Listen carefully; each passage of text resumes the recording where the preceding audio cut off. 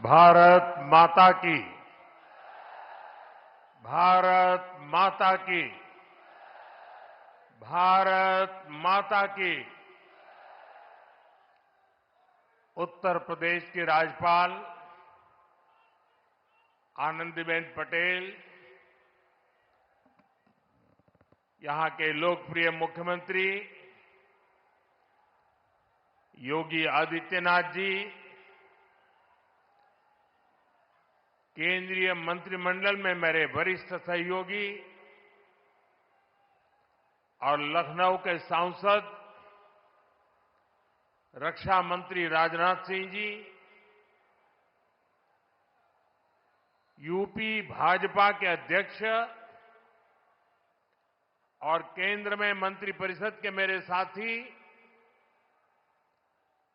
श्रीमान पंकज चौधरी जी,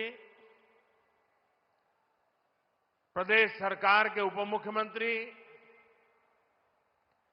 केशव प्रसाद मौर्य, ब्रजेश पाठक, उपस्थित अन्य मंत्रीगण, जनप्रतिनिधिगण, देवी और सज्जनों, आज लखनऊ की ये भूमि एक नई प्रेरणा की साक्षी बन रही है। इसकी विस्तार से चर्चा करने से पहले मैं देश और दुनिया को क्रिसमस की शुभकामनाएं देता हूं। भारत में भी करोड़ों ईसाई परिवार आज उत्सव मना रहे हैं। क्रिसमस का ये उत्सव सभी के जीवन में खुशियां लाए, ये हम सभी की कामना है। साथियों, 25 दिसंबर का ये दिन देश की दो महान विभूतियों के जन्म का अद्भुत सुयोग लेकर भी आता है। Bharat Ratna Atal Bihari Vajpayee ji,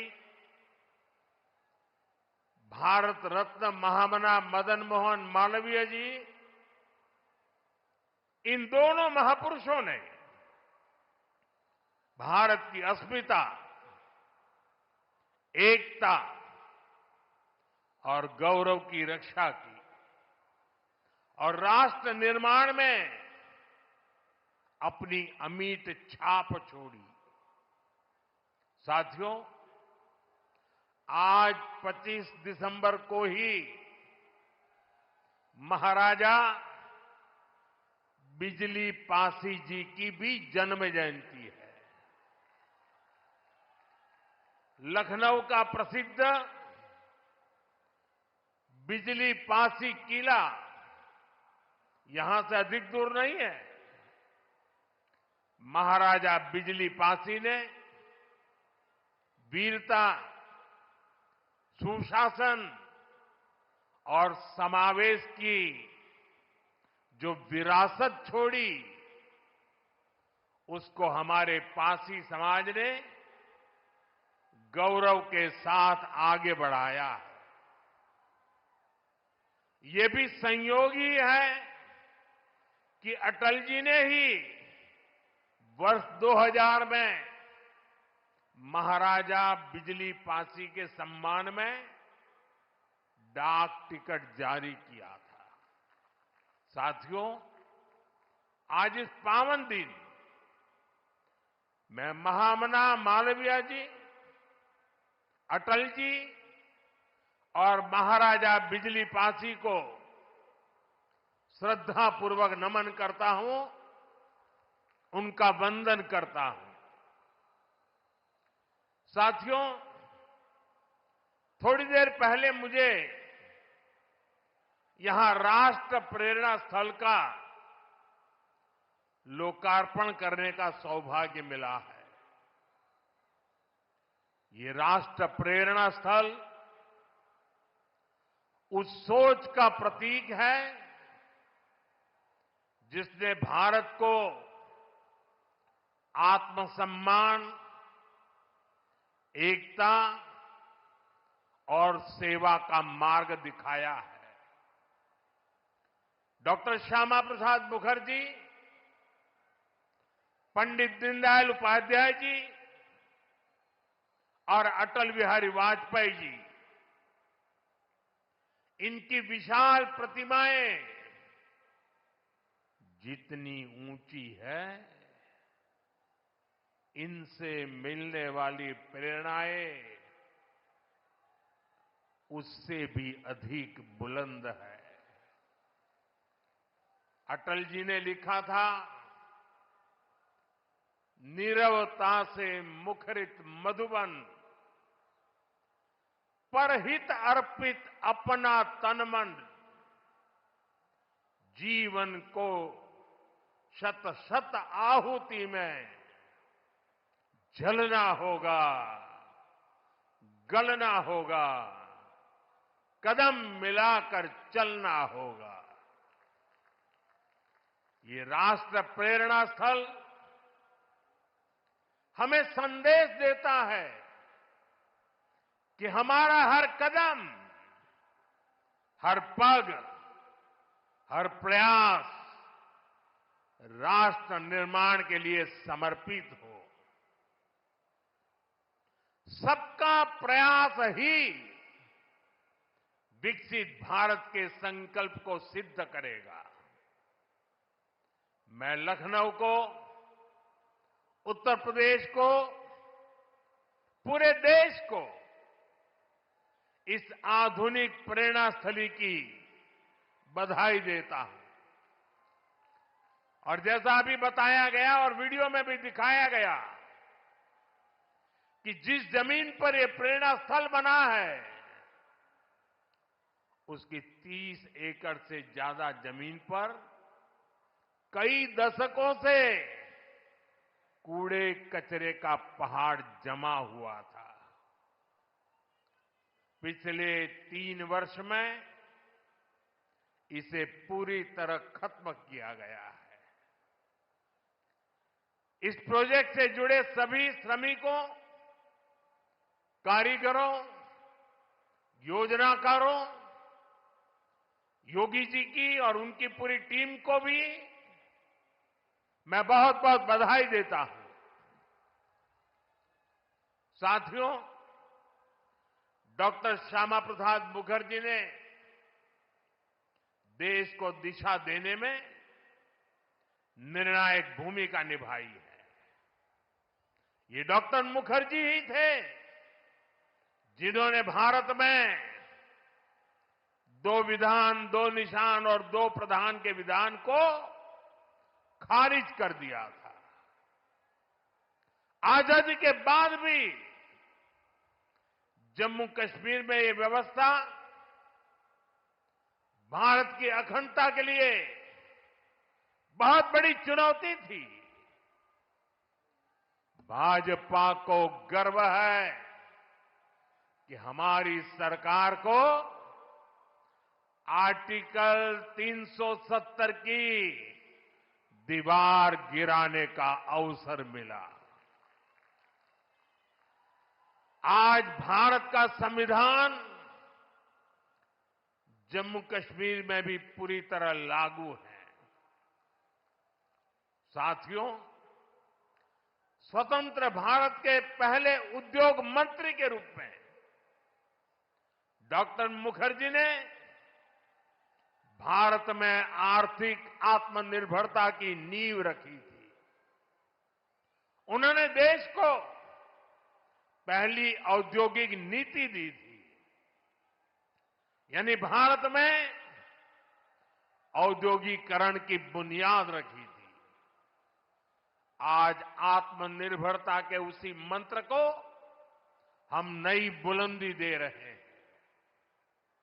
made in India सामान आज दुनिया भर में पहुंच रहा है।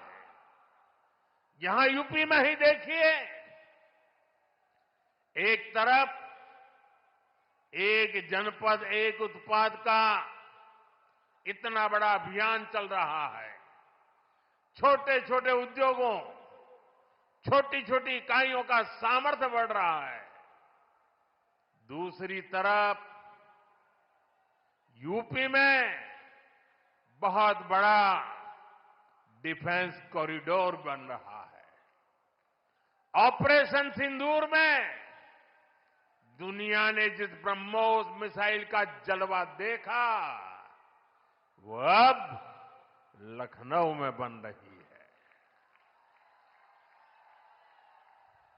वो दिन दूर नहीं जब यूपी का डिफेंस कॉरिडोर दुनिया भर में डिफेंस मैन्युफैक्चरिंग के लिए जाना जाएगा।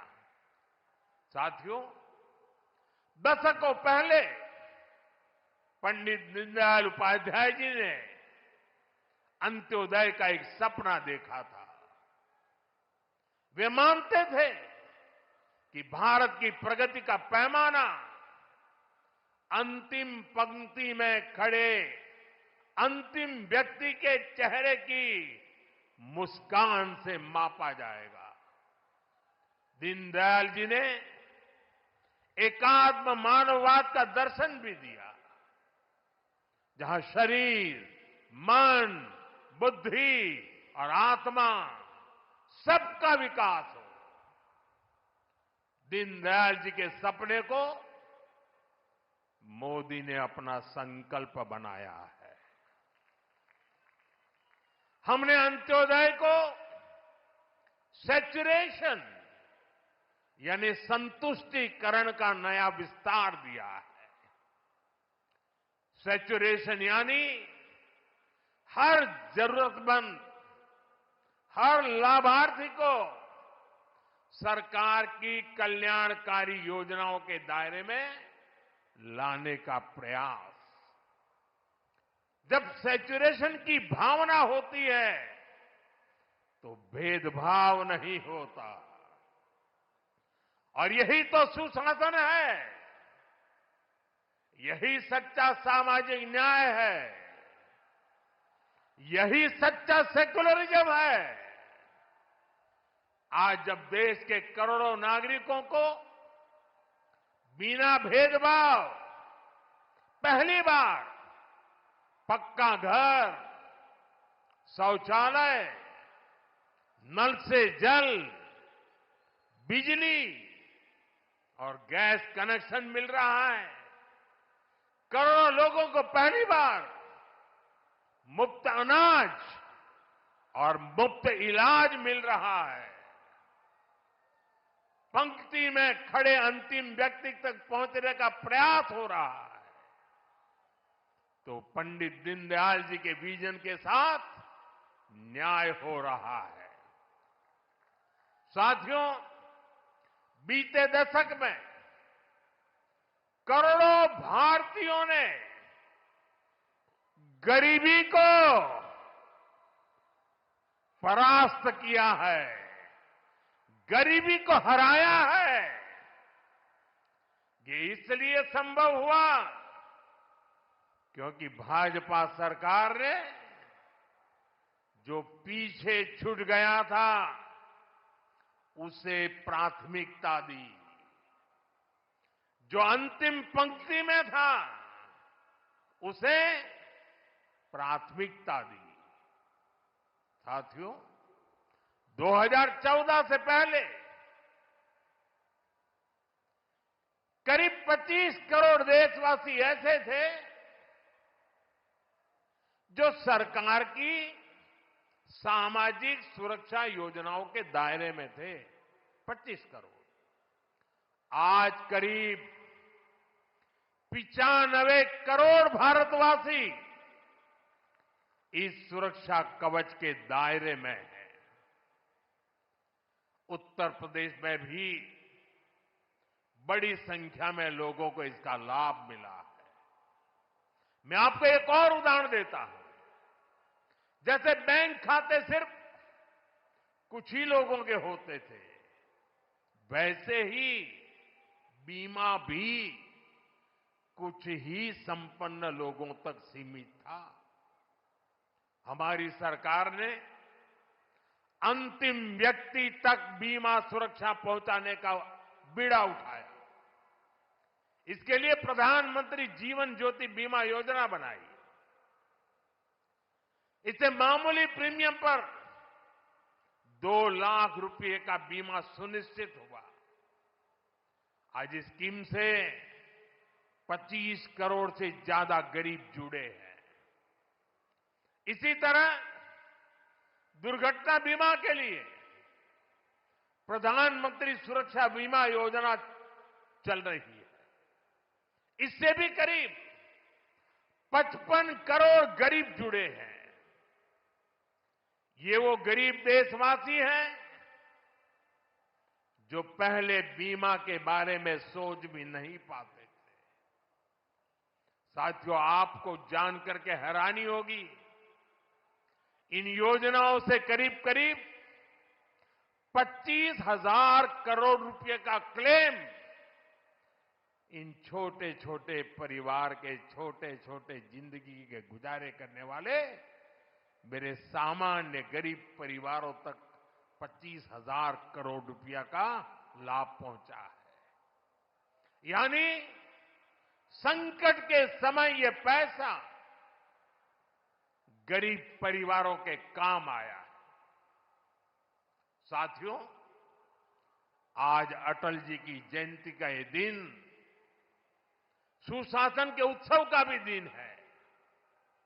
लंबे समय तक देश में गरीबी हटाओ जैसे नारों को ही गवर्नेंस मान लिया गया था, लेकिन अटल जी ने सही मायने में सुशासन को जमीन पर उतारा। आज डिजिटल पहचान की इतनी चर्चा होती है, इसकी नींव बनाने का काम अटल जी की सरकार ने ही किया था। उस समय जिस विशेष कार्ड के लिए काम शुरू हुआ था, जो आज आधार के रूप में विश्वविख्यात हो चुका है, भारत में टेलीकॉम क्रांति को गति देने का श्रेय भी अटल जी को ही जाता है। उनकी सरकार ने जो टेलीकॉम नीति बनाई, उससे घर घर तक फोन और इंटरनेट पहुंचना आसान हुआ और आज भारत दुनिया में सबसे अधिक मोबाइल और इंटरनेट यूजर वाले देशों में से एक है। साथियों, आज अटल जी जहां होंगे, इस बात से प्रसन्न होंगे कि बीते 11 वर्षों में भारत दुनिया का दूसरा बड़ा मोबाइल फोन निर्माता बन गया है। और जिस यूपी से वे सांसद रहे, वो यूपी आज भारत का नंबर 1 मोबाइल मैन्युफैक्चरिंग राज्य बना है। साथियों, कनेक्टिविटी को लेकर अटल जी के विजन ने 21वीं सदी के भारत को शुरुआती मजबूती दी। अटल जी की सरकार के समय ही गांव गांव तक सड़कें पहुंचाने का अभियान शुरू किया गया था। उसी समय स्वर्णिम चतुर्भुज यानी हाईवे के विस्तार पर काम शुरू हुआ था।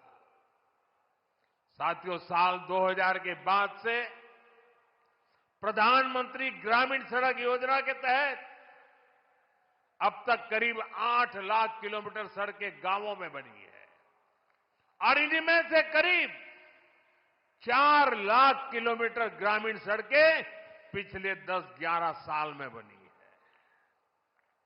और साथियों, आज आप देखिए, आज हमारे देश में अभूतपूर्व गति से एक्सप्रेसवे बनाने का काम कितनी तेजी से चल रहा है। हमारा यूपी भी एक्सप्रेसवे स्टेट के रूप में अपनी पहचान बना रहा है। वो अटल जी ही थे जिन्होंने दिल्ली में मेट्रो की शुरुआत की थी। आज देश के 20 से ज्यादा शहरों में मेट्रो नेटवर्क लाखों लोगों का जीवन आसान बना रहा है।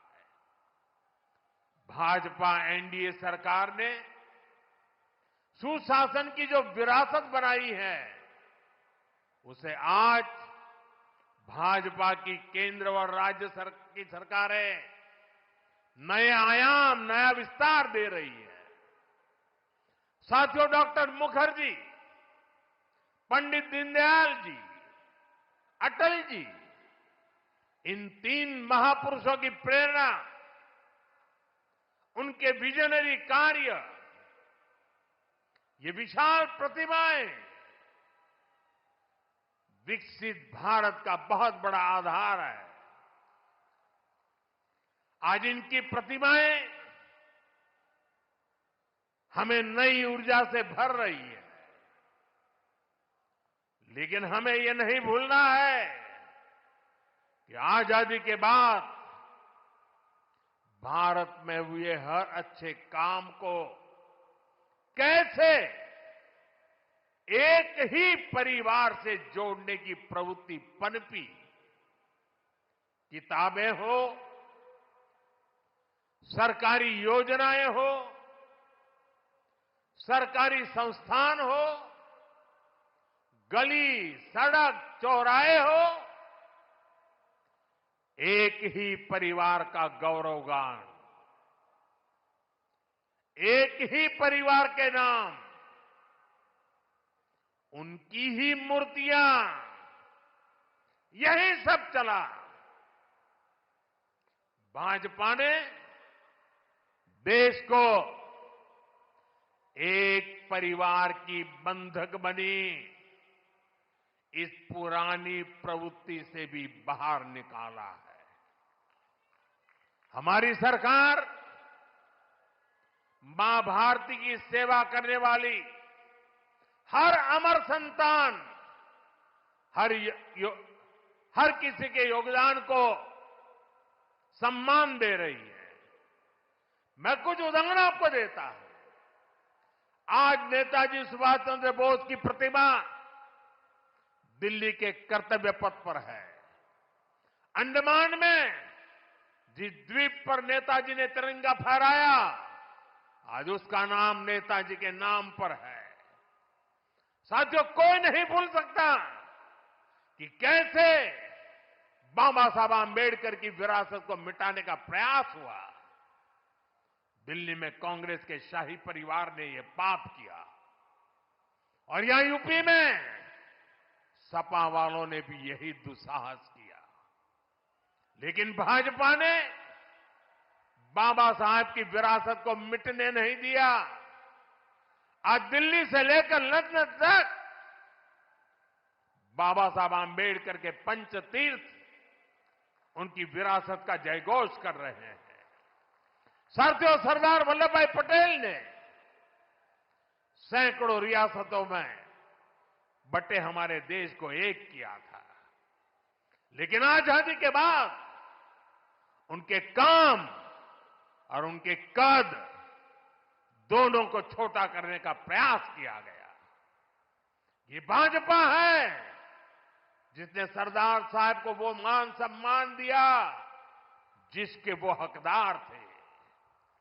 भाजपा ने ही सरदार पटेल की विश्व की सबसे ऊंची प्रतिमा बनाई, एकता नगर के रूप में एक प्रेरणा स्थली का निर्माण किया। अब हर साल वहां 31 अक्टूबर को देश राष्ट्रीय एकता दिवस का मुख्य आयोजन करता है। साथियों, हमारे यहां दशकों तक आदिवासियों के योगदान को भी उचित स्थान नहीं दिया गया। हमारी सरकार ने ही भगवान बिरसा मुंडा का भव्य स्मारक बनाया। अभी कुछ सप्ताह पहले ही छत्तीसगढ़ में शहीद वीर नारायण सिंह आदिवासी म्यूजियम का लोकार्पण हुआ है। साथियों, देश भर में ऐसे अनेक उदाहरण हैं। यही उत्तर प्रदेश में ही देखें तो महाराजा सुहेलदेव का स्मारक तब बना जब भाजपा सरकार बनी। यहां निषाद राज और प्रभु श्री राम की मिलन स्थली को अब जाकर के मान सम्मान मिला। राजा महेंद्र प्रताप सिंह से लेकर चौरी चौरा के शहीदों तक मां भारती के सपूतों के योगदान को भाजपा सरकार ने ही पूरी श्रद्धा और विनम्रता से याद किया। साथियों, परिवारवाद की राजनीति की एक विशिष्ट पहचान होती है। यह असुरक्षा से भरी हुई होती है। इसलिए परिवारवादियों के लिए दूसरों की लकीर छोटी करना मजबूरी हो जाता है, ताकि उनके परिवार का कद बड़ा दिखे और उनकी दुकान चलती रहे। इसी सोच ने भारत में राजनीतिक छुआछूत का चलन शुरू किया। आप सोचिए, आजाद भारत में अनेक प्रधानमंत्री हुए, लेकिन राजधानी दिल्ली में जो म्यूजियम था उसमें अनेक पूर्व प्रधानमंत्रियों को नजरअंदाज किया गया। इस स्थिति को भी भाजपा ने, एनडीए ने ही बदला है। आज आप दिल्ली जाते हैं तो भव्य प्रधानमंत्री संग्रहालय आपका स्वागत करता है। वहां आजाद भारत के हर प्रधानमंत्री, चाहे कार्यकाल कितना भी छोटा रहा हो, सबको उचित सम्मान और स्थान दिया गया है। साथियों, कांग्रेस और उसके सहयोगियों ने राजनीतिक रूप से भाजपा को हमेशा अछूत बनाए रखा, लेकिन भाजपा के संस्कार हमें सबका सम्मान करना सिखाते हैं। बीते 11 वर्षों में भाजपा सरकार के दौरान, एनडीए सरकार के दौरान नरसिम्हा राव जी और प्रणब बाबू को भारत रत्न दिया गया है।